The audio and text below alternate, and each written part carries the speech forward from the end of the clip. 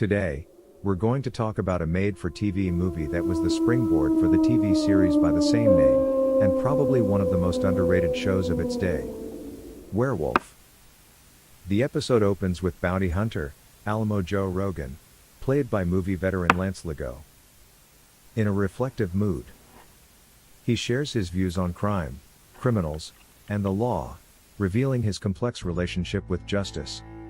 Rogan discusses his mixed heritage, mentioning that he is half Native American, which adds depth to his character and his perspective on life.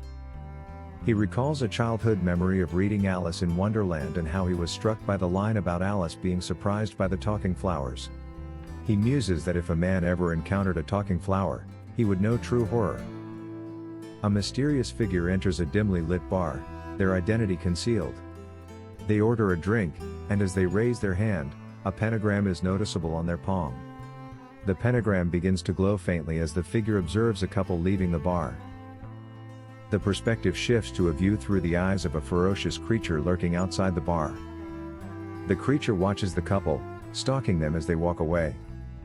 As the creature moves in for the kill, the scene cuts away, leaving the fate of the couple to the creature. Eric Cord embodies the quintessential 80's all-American guy, clean-cut, dependable, and living the dream with a beautiful girlfriend and a respectable surrogate family. His life is a perfect blend of success and simplicity until one fateful night disrupts everything. When Eric heads over to his best friend Teddy's house, he's greeted by their loyal dog, but Teddy is nowhere to be seen. The worry sets in, and just as the tension peaks, Teddy appears, his face shadowed with fear and urgency. He makes a shocking, almost surreal request of Eric, turning what was supposed to be a typical evening into a life-altering event. This twist catapults Eric from his dreamlike existence into a world of nightmarish reality, setting the stage for a gripping journey that defines the essence of 80's horror and thriller genres. Teddy's revelation to Eric is nothing short of spine-chilling. With a heavy heart and desperation in his eyes, Teddy confesses that he is a werewolf. He hands Eric a gun loaded with silver bullets, pleading with him to stay the night and end his cursed existence once he transforms. Eric, stunned and disbelieving, asks how this could have happened. Teddy recounts the previous year when he took a job working for the enigmatic Janos Skorzeny at the wharf. It was there, amidst the shadows and secrets, that Teddy's life took a dark and irreversible turn. This moment marks the beginning of a harrowing night, setting Eric on a path of supernatural horrors and relentless pursuit. Eric crashes in the chair, hoping a good night's sleep will snap Teddy out of his bizarre story. He wakes up realizing he dozed off, and now it is after midnight. He goes to untie his friend but is met with a horrifying reality. Teddy's transformation into a werewolf is a nightmarish spectacle, complete with spine-chilling growls and grotesque contortions.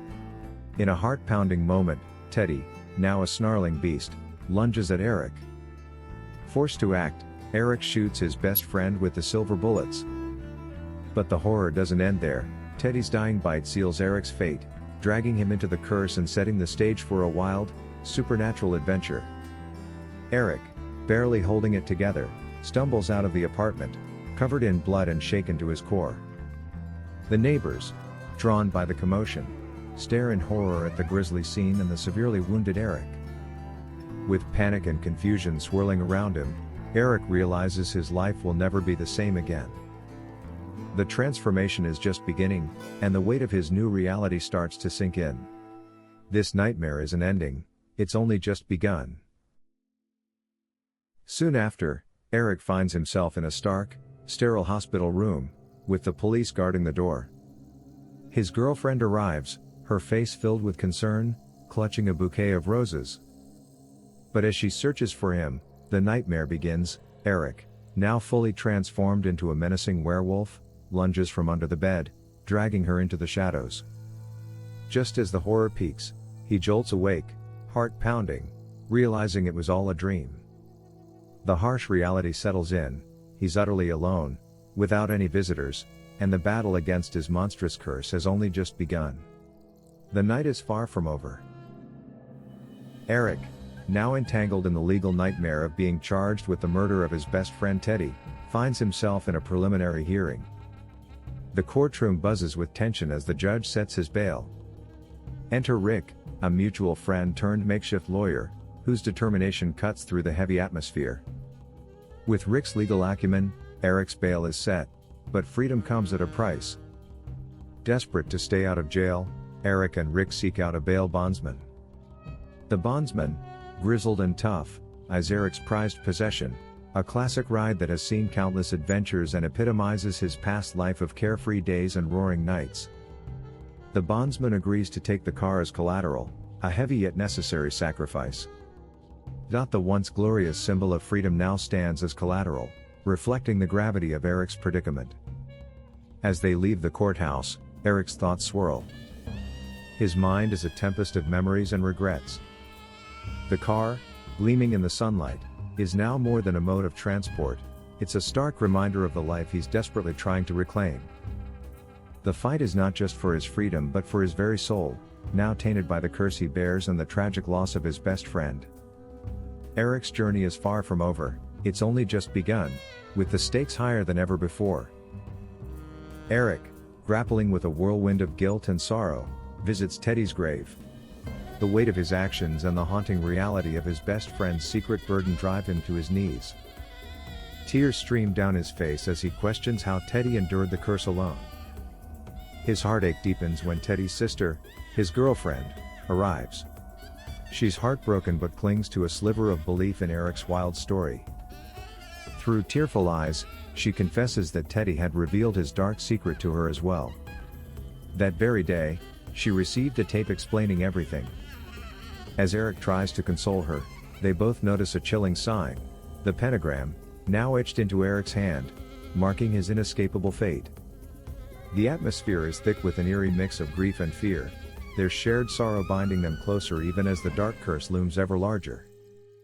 This sinister mark is a grim reminder that Eric's battle against the curse and his quest for redemption has only just begun, with new allies and even greater dangers ahead. Eric Cord, determined to confront his werewolf curse, takes a bold step by secluding himself in an old storage space bequeathed to him by his late father.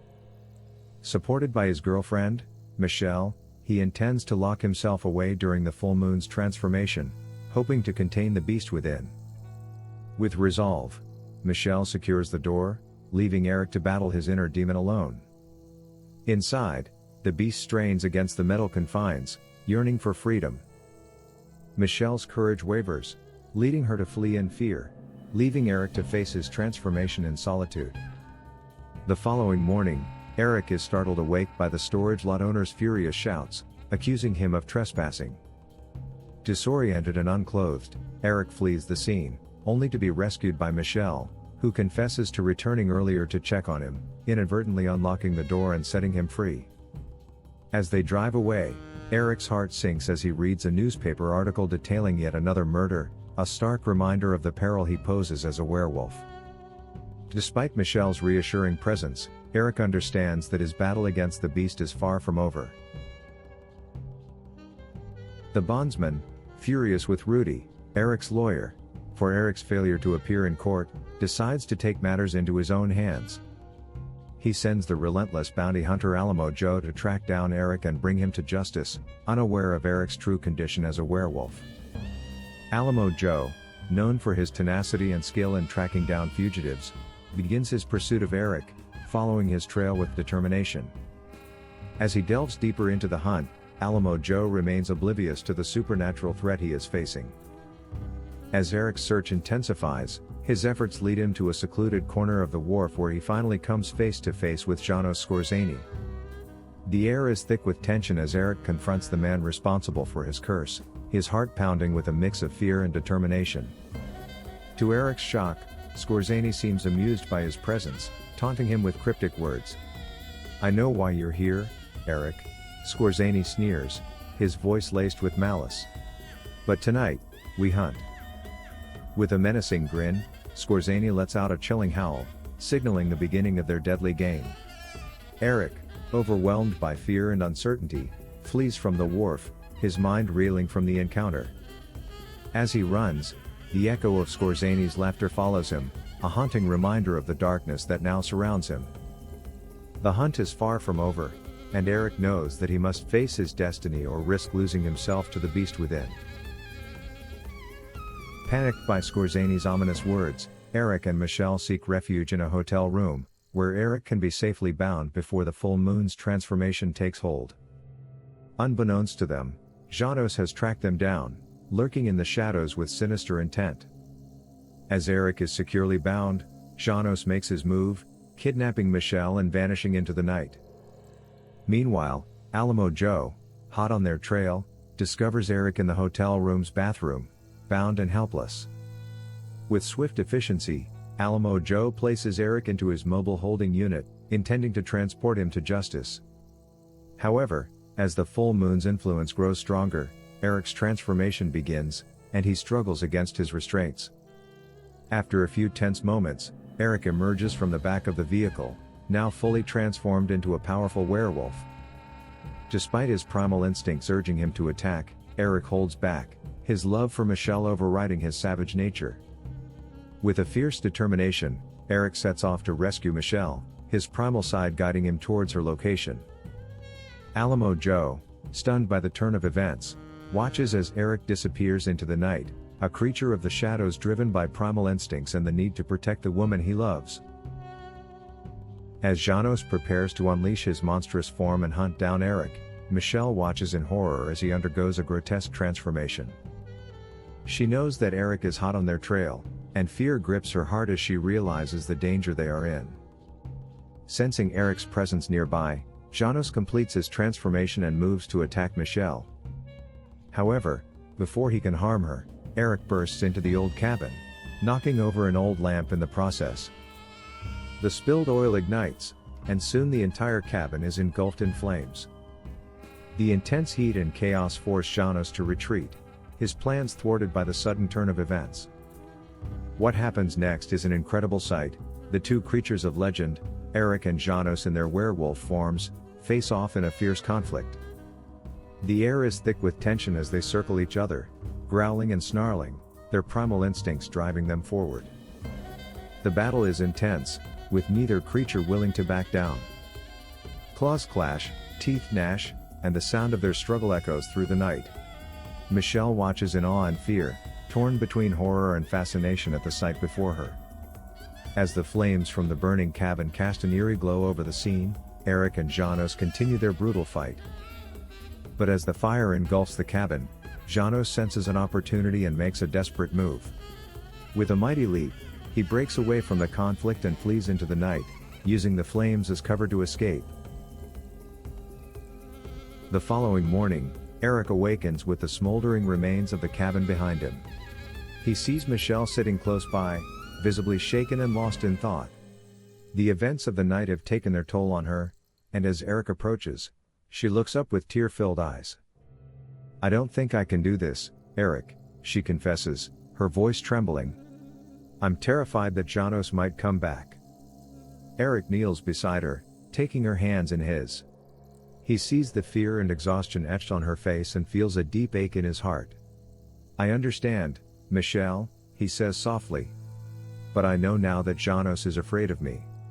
He's on the move, and I have to keep hunting him. It's the only way to end this." Michelle nods, her grip tightening on his hands. "I just want us to be safe, to have a normal life," she whispers. Eric's gaze hardens with determination. "I promise you, I'll find a way to break the curse. But I can't do that if I'm worried about you being in danger. I need to keep moving, to stay one step ahead of Janos." Michelle's eyes fill with tears as she realizes what he means. "You're leaving, aren't you?" He nods, swallowing hard. "I have to. It's the only way to protect you and to stop Janos once and for all."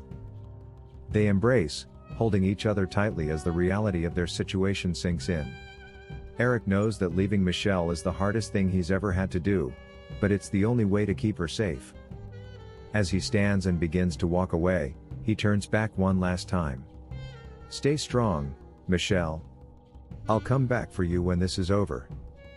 With a heavy heart, Eric sets off, determined to track down Janos and end the curse of the werewolf. He knows the road ahead will be perilous, but the love he has for Michelle fuels his resolve.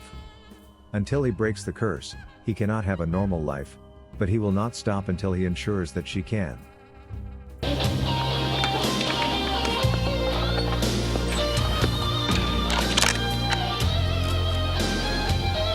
There are two kinds of people in this world. Those who believe in flying saucers and those who don't.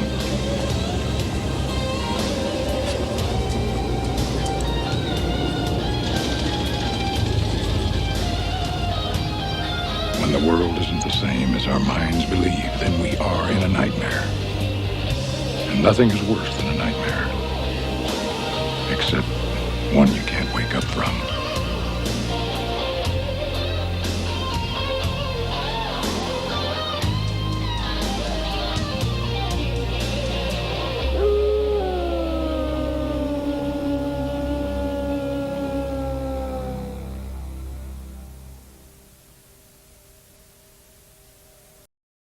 Hope you enjoyed this thrilling recap of Werewolf.